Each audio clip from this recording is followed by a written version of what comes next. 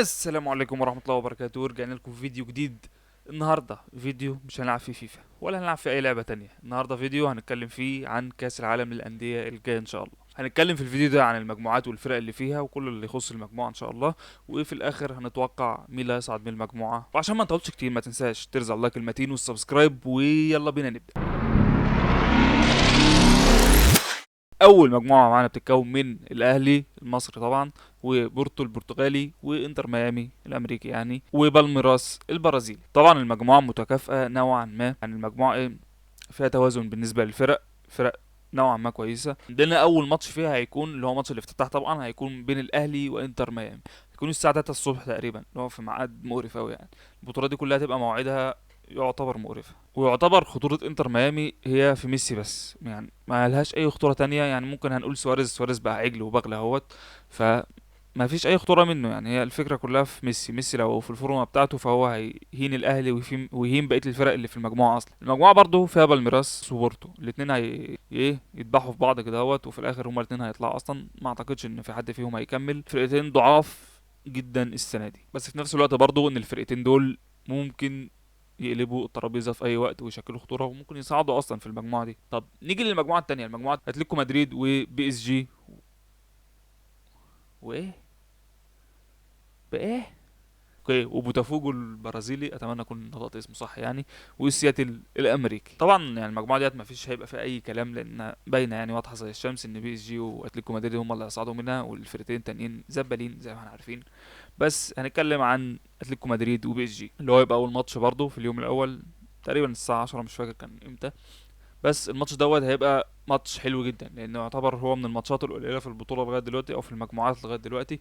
هو الماتش اللي فيه يعني ممكن نتفرج فيه على كوره حلو. بس اتلتيكو مدريد هتبقى فرقه رخمه، انا بقول ان هي هتبقى فرقه مقرفه اصلا، فاعتقد ان بي اس جي برضو هتكسبها. يعني شفتوا برضو كسبت انتر ميامي ازاي الماتش اللي فات من كام يوم دوت 5-0. ف بي اس جي هتبقى اصلا مرشح قوي جدا للبطوله، ويعني هتكسب اتلتيكو مدريد بسهوله جدا، الا واذا يعني اللعيبه الله اعلم.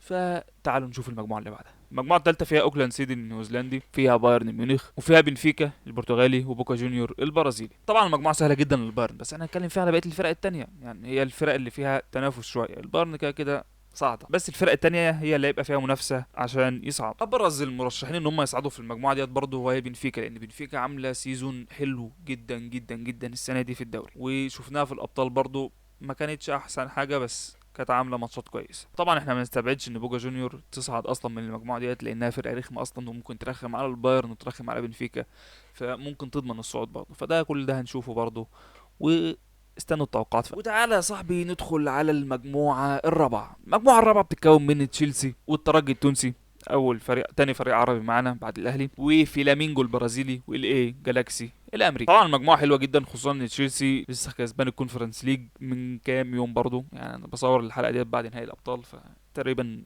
اسبوع. الفرقه في فورمه حلوه، والفرقه في الدوري حلوه.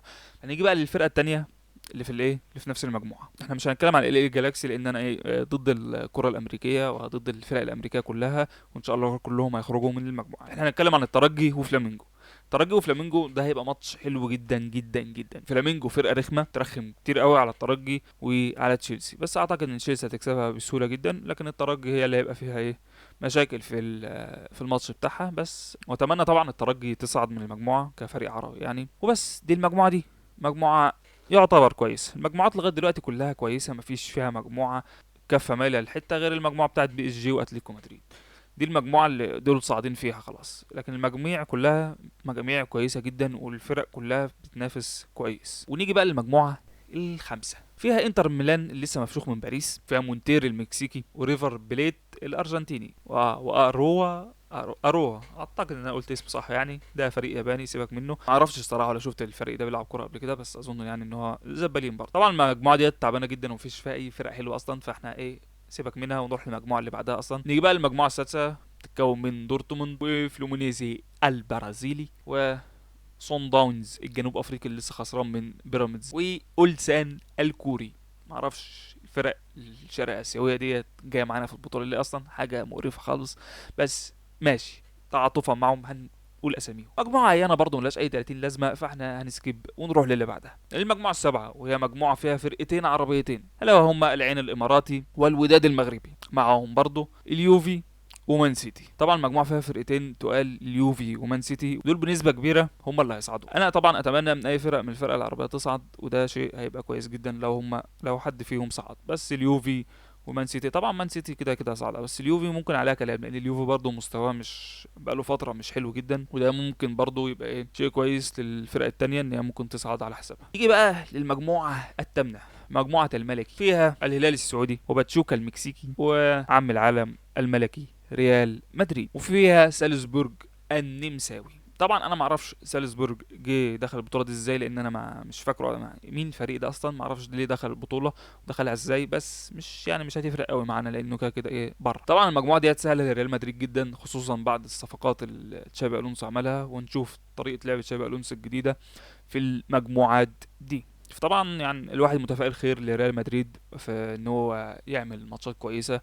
طبعا الماتشات كلها سهله، بس برضو يعني احنا محتاجين نشوف لعب حلو، ومحتاجين نشوف ايه كره نظيفه، نشوف تشابي الونسو هيقدم لنا ايه، خصوصا الصفقات الجديده اللي جت برضو ممكن تحسن اداء الفريق. فان شاء الله يعني ايه نشوف ماتشات كويسه. عندنا برضو الهلال فرقه حلوه جدا الموسم دوت، اي نعم هي ما خدتش بطولات، بس هي فرقه بتلعب كوره حلوه، كوره نظيفه، فهي هتشكل خطوره حلوه جدا في البطوله ديت، وممكن تصعد لادوار كويسه اصلا. طبعا الفرقتين التانيين ما اعتقدش ان هم هيشكلوا خطوره اصلا في المجموعات ديت، لانهم فرقتين زبالين اصلا ما لهمش اي تلاته لازمه. فتعالى يا عزيزي المشاهد ايه نقول لك التوقعات النهائيه لهذه اذا انت وصلت هنا يا عزيزي المشاهد الى هذا الجزء من الفيديو، اتمنى طبعا انك ترزع اللايك المتين والسبسكرايب يا حبيبي، وتنزل في الكومنتات كده تقول لنا ايه رايك في الكلام اللي فات اللي احنا لسه قايلينه، وهل عندك اختلافات معاه ولا لا. ونيجي بقى للتوقعات. نيجي للمجموعه الاولى اللي هيصعد منها هم طبعا الفريق الاول اتمنى ان هو يصعد ان شاء الله ان شاء الله يعني هو الاهلي، والفريق الثاني اللي هيصعد انا محتار بين اتنين اللي هم بورتو وانتر ميامي، بس يعني ما اعتقدش ان انتر ميامي تصعد الا وحصل ظلم تحكيمي او ميسي كان في فورمه جامده قوي. يعني بص انا مش مع اي فرقه امريكيه من الاخر يعني،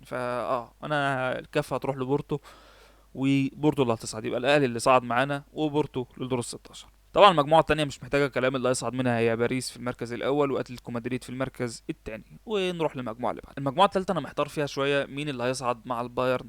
طبعا البايرن هيبقى في المركز الاول، مين اللي هيصعد معاه في المركز الثاني بصراحه انا محتار. بنفيكا برضو فرقه تقيله حلوه وعامله موسم كويس السنه دي في الدوري البرتغالي.